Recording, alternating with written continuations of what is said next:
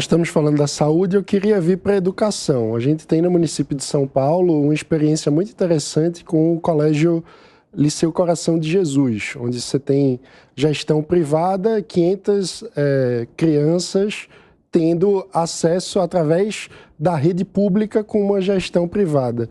Qual é a tua avaliação sobre esse modelo piloto? Pretende ampliar e qual o potencial disso na cidade de São Paulo? Eu queria, nesse sentido, parabenizar o prefeito, mano, né? A gente critica aquilo que precisa criticar, mas eu acho que é fundamental, quando a gente trata de políticas públicas, manter tudo aquilo que dá certo. E essa, para mim, foi uma das minhas principais felicidades ao estudar a cidade de São Paulo, foi ir até esse colégio e ver um colégio, gente, no meio da Cracolândia, que ia ser fechado e que simplesmente foi mantido e que hoje recebe os alunos da rede pública. E é uma coisa incrível. Tenho certeza que vão sair os resultados de aprendizagem e que vão ser muito melhores do que da rede pública, com custo menor, mano. Então, eu acho que isso é fundamental.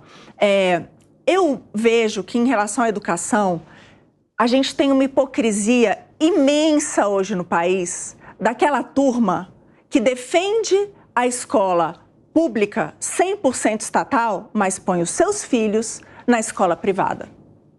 Para mim, isso é aquele exemplo, sabe, do capitalismo para mim, escola privada, e socialismo para os pobres, que vão ter que estudar na escola pública. Para mim, a maior representante disso hoje aqui é a pré-candidata Tabata. Porque a Tabata, na história dela, ela diz que ela venceu pelo estudo. Sim, mas boa parte disso foi em escolas privadas. Ela estudou no 2º grau numa escola privada, depois ela foi fazer a universidade lá fora numa escola privada. Ou seja, boa parte foi através de bolsas de ensino em escola privada. Gente, imagina quantas Tabatas nós teríamos na nossa cidade se isso fosse possível para as nossas crianças. Por que não? Essa é a minha pergunta. Então, uma das nossas principais bandeiras quando a gente fala de educação é exatamente trazer a gestão privada para as escolas públicas e também dar bolsas de estudo para essas crianças em escolas públicas. Esses modelos deram muito certo mundo afora, né? A gente vê, por exemplo, a gestão privada de escolas públicas, como acontece no Liceu. É algo que é muito comum em várias escolas nos Estados Unidos. Em Nova York, das 30 melhores escolas, 27 estão nesse modelo. Isso é muito comum também no Reino Unido, né? Então, é algo que é comprovado que dá certo. O que é melhor, os estudos mostram que, ao adotar esse modelo, os mais beneficiados são exatamente aquelas crianças em pior condição socioeconômica, são as mais pobres. Essas são as mais beneficiadas. O outro modelo é, de fato, de dar bolsa de estudo, né? Que é exatamente aquilo que a pré-candidata teve acesso. Aliás, esse programa nosso vai se chamar Programa Tabata de Bolsas de Estudo, para crianças de baixa renda poderem estudar em escola privada de qualidade. Por que não? E dinheiro, gente, não falta, porque hoje... Olha só, se a gente divide os recursos da Secretaria de Educação por aluno, a gente está falando de mais de R$30 mil por ano. É um valor imenso. O custo hoje da escola pública aqui municipal, ele é maior do que da maioria das escolas privadas. Então, tem recurso, sim. O que eu quero é que a oportunidade do filho da classe média seja igual ao do filho das crianças da periferia. Então, aqui, só para explicar para as mães que estão nos escutando, né, para que não tenha nenhuma dúvida em relação a isso. Você não vai pagar por essa escola. Você não vai pagar. Ela vai continuar gratuita. Paga por todos os nossos impostos, principalmente o seu, né? Porque não existe nada grátis, é tudo pago pelos nossos impostos. Mas você não vai precisar desembolsar nenhum valor para isso. Mas eu vou garantir que o seu filho tem acesso a um ensino de qualidade. Porque, gente, hoje, olha como é deprimente. Hoje, a maior parte das nossas crianças saem da escola sem saber fazer nenhuma conta, e sem ser alfabetizada corretamente. São analfabetos funcionais. Menos de 10% entendem o que é 10%. Então, essa criança não tem nenhuma chance hoje no mercado de trabalho. A gente precisa alterar isso. A gente precisa, de fato, fazer com que a educação seja um jeito de mudar a vida dessas pessoas, como mudou a da deputada. Né? Então, eu quero isso para todas as crianças. Eu acho que essa é uma das nossas principais bandeiras. Por fim, eu gostaria de só dar um outro dado que, fazendo o programa de governo, me chocou.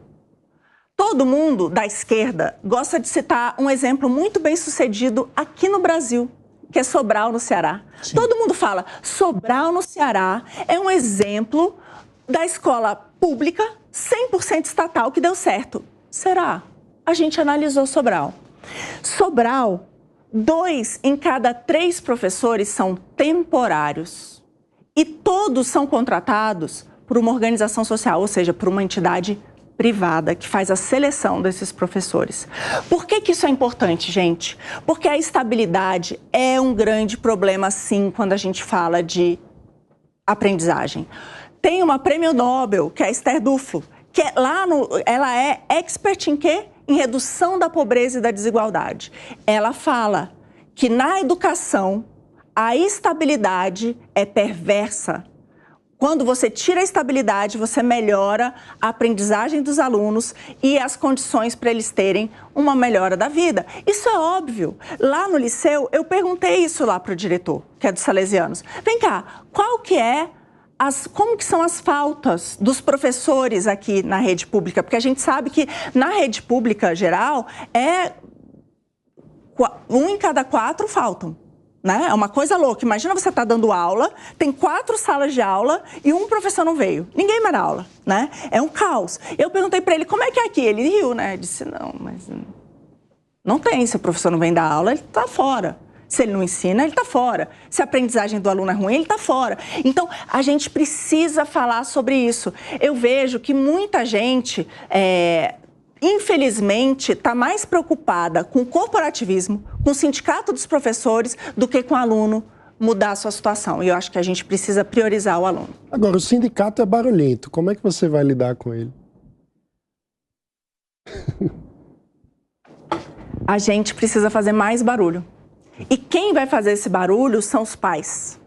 São os pais. Porque eu quero deixar na porta de todas as escolas quanto custa, porque é pago por eles. Eu quero que eles saibam quanto custa e qual que é o ranking de aprendizagem daquela escola. Eu quero que o pai veja, nossa, nós somos um dos piores do Brasil e um dos piores dessa cidade. Meu Deus, com um custo de quase R$2.000. Que absurdo! E vai cobrar. E vai cobrar, porque isso é fundamental, mano. Hoje, muitos desses professores vão se aposentar. Então, esses que estão se aposentando, vamos tentar coisas diferentes, vamos tentar essas parcerias público-privadas. Não é que quem já está lá vai ser demitido, mas vamos deixar as claras. E, de novo, é o ponto do governo digital. Vamos dar transparência. Eu quero que a população tenha consciência de tudo aquilo que ela pague e passe a reivindicar os seus direitos. Porque a própria escola pública, nesses lugares em que você traz um componente de competição, seja porque tem alguns professores temporários, seja porque você tem uma escola que é administrada pelo setor privado, seja porque você dá bolsa, o ensino público melhora. Porque você traz a competição. Então, o que é fundamental é isso, a gente precisa trazer a competição.